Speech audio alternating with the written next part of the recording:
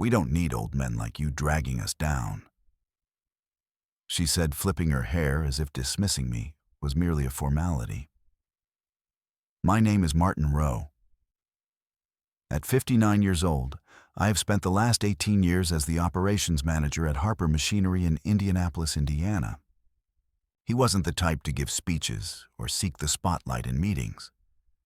Rather, he was the reliable force that ensured the smooth operation of a company that supplied industrial equipment to numerous factories across the Midwest. I simply offered a sarcastic smile, nodded once, and exited Alexis's office. No disputes, no ultimatums, no theatrics. As I methodically cleared out my desk, I noticed the younger staff averted their eyes. Many of them had been hired as teenagers and had grown into men and women with families. I had trained each one, yet not a single word was exchanged as I packed nearly 2 decades of my life into a cardboard box. Richard Harper had founded the company with his own hands 43 years ago, beginning with a single lathe in his garage and transforming it into a $30 million business through sheer determination and a reputation for dependable machinery. He had specifically chosen me to oversee operations as his health began to decline. "You're the only one I trust not to cut corners," he had remarked. Now his daughter Alexis, a 28-year-old with a business degree and 2 years of experience in Miami, had determined that the company required modernization and new viewpoints. As I made my way to my truck, cradling that meager box of personal belongings, an unexpected sense of tranquility washed over me. Little did Alexis realize, and even less did she care to investigate, that my employment contract contained a particularly noteworthy clause. Richard had made it clear that this arrangement was necessary to prevent competitors from luring me away a severance penalty amounting to 2 full years' salary if I were to be terminated without cause. I set the box down in the passenger seat and paused for a moment, my hands resting on the steering wheel. Through the windshield, I observed the production floor, the equipment I had personally maintained, the systems I had put in place, and the people I had hired, all poised to witness the impact of losing someone with deep institutional knowledge. I didn't slam the door or screech out of the parking lot. I simply turned the key, put the truck in drive, and headed home to call Daniel Preston, a lawyer friend, eager for a straightforward corporate case. I've never been one for flashiness, married for 29 years to my wife, Evelyn, before cancer took her 4 years ago, and raised 2 kids who are both thriving, my son in Denver, with an engineering firm, and my daughter teaching 3rd grade in Cleveland. My life has always revolved around consistency and reliability, the same principles I applied at Harper Machinery. Richard Harper was not merely a boss. He embodied the father figure I had longed for, especially after my own father vanished when I was 11, leaving my mother to support 3 boys on a secretary's salary. When I was 41, Richard took a chance on me, fresh from a layoff at a struggling automotive plant, armed only with practical experience and a community college degree in mechanical engineering. "Credentials don't build machines," he remarked during my interview. "Men with sense and skill do." He'd promoted me to operations manager within 2 years. Richard and I weren't the types to go fishing together or hit the bar after work, but there was a respect between us that transcended the workplace. When Evelyn got sick, he was the one to rearrange my schedule without me even asking, ensuring I could take her to every treatment. Family first, Martin always. The first warning sign appeared about a year ago when Alexis began attending meetings fresh out of business school, carrying a leather portfolio and enveloped in a cloud of expensive perfume, discussing synergy and market disruption. There were moments when I noticed Richard flinching at her ideas, proposals that threatened to undermine our quality control, or shift tasks we had traditionally handled ourselves. Yet, he never openly challenged her. Instead, he discreetly made adjustments later. "She needs to learn," he remarked one afternoon, leaning against my office doorframe. "Some lessons can't be found in books. The second warning came when Richard revealed his retirement 3 months ago. He cited heart problems, but I had a hunch it was more about yielding to Alexis's influence. He appeared defeated as he handed me the revised organization chart featuring Alexis's name at the top. I made her promise to keep the core team intact. He said, avoiding my gaze, "The experience you all bring is what makes this place work." I nodded, but a knot formed in my stomach. The way Richard avoided making eye contact as if he was aware of the inevitable, but couldn't muster the courage to voice it. The morning following my termination, I found myself at my kitchen table poring over my employment contract with Daniel when my phone buzzed to life. Charles's name illuminated the screen. I nearly let it go unanswered, but nearly 2 decades of respect doesn't fade away in an instant. Martin's voice was tight. "What on earth transpired yesterday?" I replied.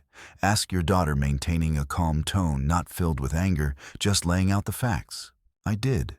She mentioned that you were—" He hesitated, looking for the right words, opposed to the new direction, claimed you were undermining her authority with the floor team. I remained silent, allowing the silence to linger between us. Richard understood me, well aware that I would never betray anyone. "You're going to file, aren't you?" he finally inquired. "Already have," I responded. "Daniel Preston is managing the situation." Richard let out a deep sigh.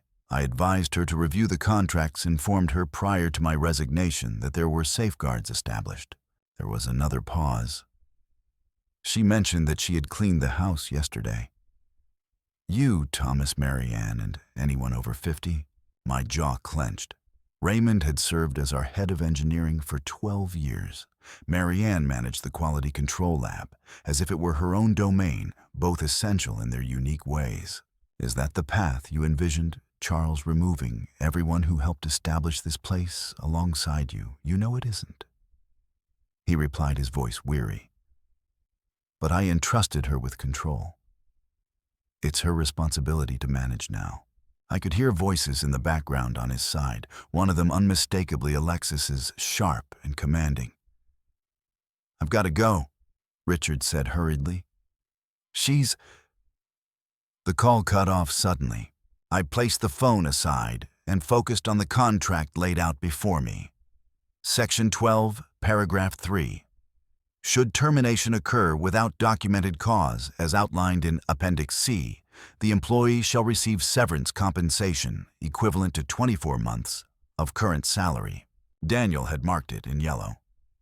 It's foolproof, he had mentioned to me before. They will either settle or we will pursue legal action where victory is assured, and they will also cover my expenses. I approached the window that offered a view of my backyard.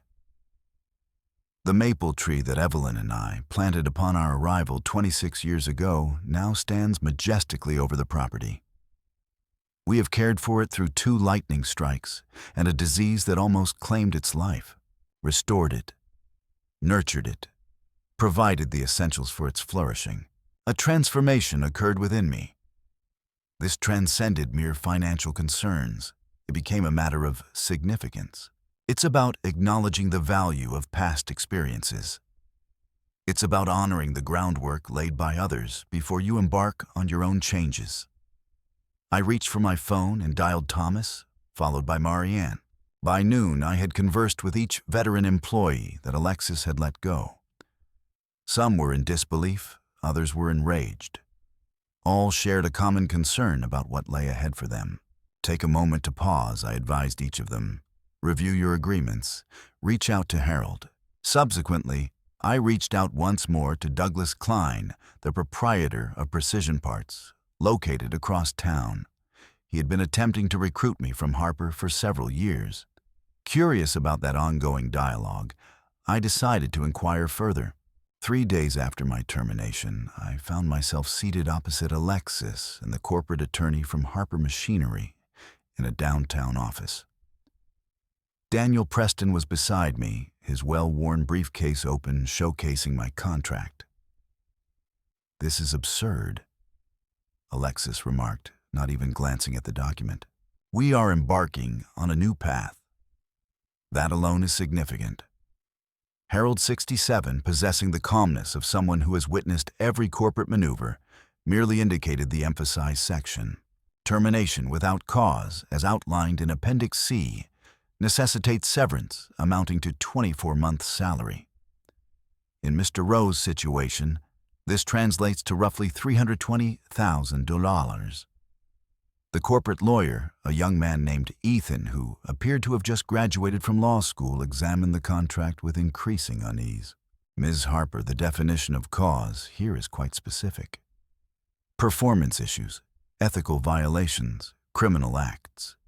He was resistant to change. Alexis interrupted, crossing her arms. That's a clear case of insubordination. Where's the documentation? Daniel inquired. Written warnings, performance improvement plans. Appendix C specifies a documented pattern, not just a single instance. Ethan sifted through a slim folder in front of him, discovering nothing. Alexis's expression grew tense. Very well. We'll provide him with a few months of severance and proceed forward. 2 years, Daniel clarified. As stipulated. That's absurd, she retorted. We will provide a 6-month offer. It's your choice to accept or decline. I remained quiet, observing her closely. In that moment, she brought to mind her father, the same determined set to her jaw. Yet while Charles's determination had always been directed towards creation, hers appeared focused on destruction. Daniel closed his briefcase with a sense of finality. It seems we are moving forward with legal action. The discovery phase promises to be quite revealing, particularly concerning the concurrent termination of several employees aged over 50. Ethan's eyes widened with a hint of urgency. He leaned closer to Alexis and whispered something important, but she dismissed him with a wave. Before you make threats, Alexis said to me, completely disregarding Harold. You should know we're ready to stand our ground. You'll find yourself entangled in legal battles for years. I finally found my voice. I have the time to address this, and we will ensure that the industry is aware of your challenges, she added, wishing you the best in your search for a new position at this stage in life. It was then that her father stepped into the room. I hadn't crossed paths with Richard since his retirement celebration. He appeared more slender and pale, yet his gaze remained as keen as always. Alexis, he said softly. A word. We're currently engaged in something significant, Dad. Right now. This isn't a request. They exited the building, visible through the conference room's glass wall. I observed them engaged in a heated discussion. Richard was gesturing with emphasis, while Alexis's posture became increasingly defensive. Upon their return, Alexis avoided making eye contact with me. Ethan, Richard instructed, please prepare the severance agreement as outlined in the contract. Dad, Alexis began. Not now, Richard said, turning to me. I apologize, Martin. This conclusion was not what I had envisioned. I gave a single nod. No further words were necessary between us. As Daniel and I prepared to exit, Alexis positioned herself in front of me. This isn't finished. I will be reassessing all vendor partnerships. Any company that brings you on board can kiss their business relationship with Harper goodbye. Richard went pale at her statement, but remained silent. I merely nodded again, reflecting on my discussion with Douglas Klein the previous day, regarding the partnership proposal he had presented. Concerning the specialized market that Harper had overlooked for years, which Precision Parts was ready to tap into. You are correct about one aspect, I mentioned to her. The journey isn't finished yet. A week later, the severance payment arrived in my account, $320,000 after taxes were deducted. More money than I had ever encountered in one place. I should have felt a sense of accomplishment. Instead, I felt an emptiness inside. The focus wasn't on money. Revenge wasn't the goal either. It delved into something more profound. That afternoon, I had the opportunity to meet Raymond Baldwin, our former head of engineering, at a diner situated midway between our homes. The establishment was almost deserted at 3 o'clock, with only a few truckers at the counter and the two of us tucked away in a back booth. "Daniel secured me a year's severance," he remarked absent-mindedly, stirring his coffee without taking a sip. "It's not quite as favorable as your arrangement, but it's certainly better than having nothing at all. They expect you to sign an NDA." Raymond nodded. "You can't discuss proprietary processes or business practices for 5 years. He let out a bitter laugh. "After 4 decades in engineering, I find myself at a loss when it comes to discussing my own contributions." "Are you going to sign it? It seems I don't have much of a choice, especially with my granddaughter heading off to college next year." I slid a business card across the table. "Douglas Klein Precision Parts." I mentioned that he's in search of a consultant, someone with a deep understanding of precision hydraulics. "No NDA necessary." Raymond gazed at the card. "Harper might take legal action if I were to take this. However, if you're merely providing guidance on general industry practices, there's nothing confidential about that." He slipped the card into his pocket with deliberate slowness. "What's happening, Martin?" "This isn't your usual behavior causing a stir." I hadn't shared my arrangement with Douglas with anyone yet. However, Raymond had the right to be informed. We had collaborated closely for more than 10 years. I mentioned softly that I was joining forces with Precision. "Douglas has decided to bring me on board to lead a new division focused on specialized hydraulic components. This involves small batch production with high margins, which Alexis believes is not worth pursuing." Thomas's eyebrows raised in surprise. The custom work Richard had always claimed that was Harper's destiny. Meanwhile, Alexis is excelling by concentrating on mass production. She believes she can match the prices of overseas manufacturers. However, Raymond stated plainly that she cannot, especially considering our labor costs. "I'm aware. Richard is too." Raymond leaned in closer. "Are you suggesting that Richard might be involved in this?" I shook my head in response. "No, that's not the case. However, I did have lunch with Marianne yesterday, and she mentioned that Alexis has been liquidating equipment. The specialized machinery that Richard purchased last year for custom work has already seen impressive returns. She has sold half of it, amounting to over $2 million in equipment." Raymond remarked, his eyes wide with astonishment. "At auction prices, it seems she likely received only 30 cents on the dollar." Raymond leaned back, a realization settling in. "She is dismantling the company, turning assets into cash." I nodded. "And can you believe who's been acquiring property in Miami, Jesus?" Raymond rubbed his hand over his face. "Is Richard aware? I doubt it. He established that company with the intention of creating a legacy, not for the sake of selling it off." We shared a moment of silence, each of us contemplating the implications of this realization. It's not only about us. It's also for the over 100 employees who remain at Harper. It's for the legacy of Charles's life's work. "What will you do?" Raymond finally inquired. "Create something superior," I stated plainly. "Something that honors both our history and what lies ahead." With Douglas Klein, Raymond replied, sounding doubtful. "Douglas is primarily an investor. With just 2 years left until his retirement, he aims to support individuals who possess the expertise, allowing him to take a step back. It seems you're in search of an engineer with expertise in hydraulics." I couldn't help but smile for the first time in weeks. "The position is yours if you're interested, provided your NDA is confined to truly proprietary information rather than general knowledge." Raymond observed me closely.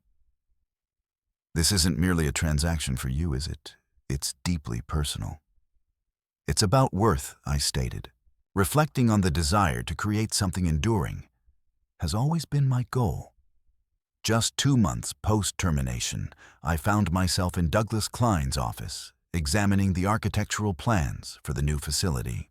The transformed warehouse on the east side of our latest endeavor focuses on bespoke hydraulic components. The name was Thomas's brainchild. He suggested we construct it from the ground up, That's the secret to creating something enduring. Douglas, a robust figure with a thick white beard and sleeves, always rolled up, laid out the supplier contracts on his desk. The machine shops have confirmed, he remarked. The first 5 units are set to be delivered by next month. As for the CNC programmer, they begin on Monday.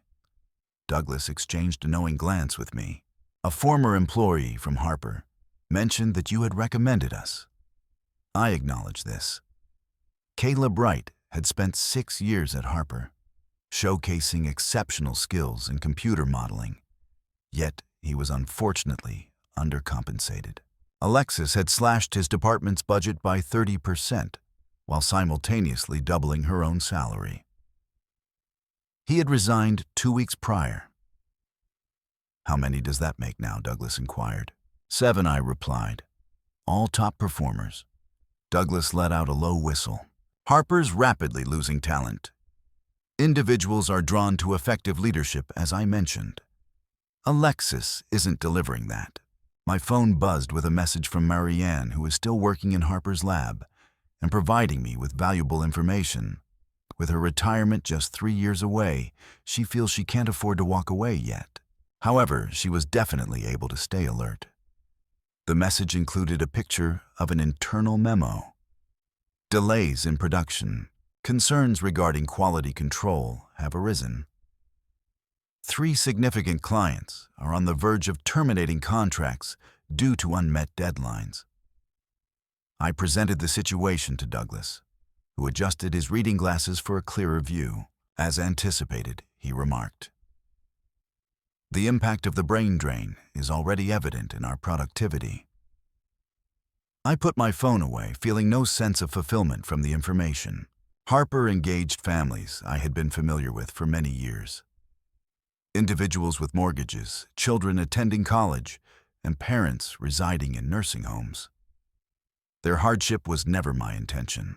I suggested that we connect with Midwest Manufacturing, one of Harper's major clients. We should inform them that we will be operational in 60 days. Douglas nodded in agreement and made a note of it. I've arranged a meeting for next week. The purchasing manager is keen to discuss matters. I rose and moved to the window, gazing down at the bustling warehouse floor beneath me. Workers were installing the initial components of a new venture, the foundation of something promising. A creation rooted in a deep appreciation for both experience and innovation. My phone rang, displaying Richard Harper's name. I felt it was important to answer, so I informed Douglas, who nodded and quietly exited, gently closing the door behind him. Charles, I replied. Martin, there was a weariness in his tone. Feeling defeated. It's time for a conversation. I'm all ears. A deep breath escapes me. I'm aware of your intentions. The new organization, the employees from Harper that you're bringing on board. I remained silent. It wasn't against the law. It wasn't a matter of ethics. It was simply business. I'm not reaching out to request that you cease. Richard continued, I'm reaching out to seek your assistance. That took me by surprise. What sort of assistance are you referring to? The kind that could potentially salvage what remains of my business? He hesitated. Alexis has been liquidating assets and compromising on quality raising concerns among the board and myself. Why share this with you? Because you possess a comprehensive understanding of every aspect of the operation, the sole individual who could potentially envision a way ahead. Another moment of silence. And I realize now that I should have heeded your advice months back when you cautioned me that she wasn't prepared. I shut my eyes and reflected on the countless years spent collaborating with Charles, creating something that filled us both with pride. We had a responsibility to hundreds of individuals who relied on us to make sound choices. What specifically are you inquiring about, Charles? Join me at my home this evening, 7 o'clock. If Raymond is open to it, please bring him along. The board is eager to convene for a discussion. Choices indeed. Charles's voice gained a bit of strength. This included a shift in leadership. I glanced down at the warehouse floor once more. In our modest yet expanding venture, I reflect on the future I've been constructing from the remnants of betrayal. I finally stated I'll be there, but I can't guarantee anything. That sounds reasonable. The relief was clear in his tone. And Martin, yes, I appreciate it. Thank you for continuing to take my calls. 6 months post-termination, I found myself at the back of Harper Machinery's main conference room. The quarterly all-hands meeting was just beginning with Alexis leading the discussion, surrounded by her new executive team. Most of them were under 35, all appearing quite anxious. I was meant to remain silent until the conclusion. That had been the arrangement with the board. Allow Alexis to take the lead with her quarterly results. It's important for her to address the 37% decline in revenue, the contracts that were lost, and the issues with quality control. She was in the midst of her presentation, attributing the challenges to market conditions and legacy inefficiencies when she caught sight of me. "What is he doing here?" she demanded, pointing in my direction. Charles, seated quietly among the board members, nodded to the chairman who was standing. "Alexis," the chairman said, "the board has come to a conclusion about the company's leadership." Her expression turned pale. "Surely this can't be real." Martin, the chairman, continued, turning to me. "Would you like to explain the new arrangement?" I stepped forward, holding a folder the same one Daniel had prepared for my severance 6 months earlier, but now filled with very different contents. "Harper Machinery is merging with Cornerstone Precision," I stated, my voice unwavering. "The board has given the green light to the acquisition agreement this morning." Alexis let out a sharp laugh. "This situation is ridiculous. I hold the majority of the shares." "No," Richard replied, rising gradually. "You possess 20%. I retained 51%, and I have now cast my vote in favor of the merger." I pushed the folder across the table to her. "Cornerstone will take over Harper's custom hydraulics division. The remainder will proceed with new leadership." "My leadership," Raymond stated as he entered from the doorway. Alexis flipped through the documents, her hands trembling. This is business," I concluded for her. "Nothing personal. A year following the merger, I found myself in the enlarged production facility that now accommodated both Cornerstone Precision and Harper Custom Hydraulics. Employees navigated seamlessly between workstations, the cadence of machinery, forming a harmonious backdrop of productivity that I had longed for during my time away. Richard accompanied me on the observation platform, relying on his cane for support. Although his health remained unchanged, his spirit soared. Observing the company's resurgence had proven to be the most effective remedy. He handed me a report as the quarterly numbers arrived, a glimmer of hope in his eyes. Impressive results over the past 5 years. I acknowledged reviewing the numbers. Profit margins have increased. The stability of employee retention has been achieved. 3 new patents have been filed. Alexis made a call yesterday, as Richard mentioned in a subdued tone. Originating from Miami, I couldn't help but raise an eyebrow, yet I chose to remain silent. Following the merger, she had accepted her settlement and vanished without a trace. No farewells, no regrets. "She's launching a consulting firm," he went on. "Inquired if I'd be interested in investing. Will you?" Richard shook his head. He advised her to return to Indianapolis first and gain a foundational understanding of the business. The manner in which I approached it. The manner in which you approached it. And she ended the call. He wore a wistful smile. However, this morning she reached out again, inquiring if the offer remained available. Below us, I observed Caleb guiding 2 new programmers through our latest system. Marianne, clad in her lab coat, meticulously examined components with her usual attention to detail. Meanwhile, Raymond was at a workstation, hand-drawing a design modification. Before digitizing it, experience and innovation harmoniously coexist. They do not clash, nor does one overshadow the other. Instead, they collaborate to create something more robust. As Richard remarked when I included that severance clause in your contract, I never anticipated the outcome it would lead to. I smiled. Neither did I. We stood in a comfortable silence, observing the company we had both contributed to as it continued to flourish. Some lessons come at a high cost. However, the ideas that resonate, the ones that transform our perspective, are invariably worth the investment.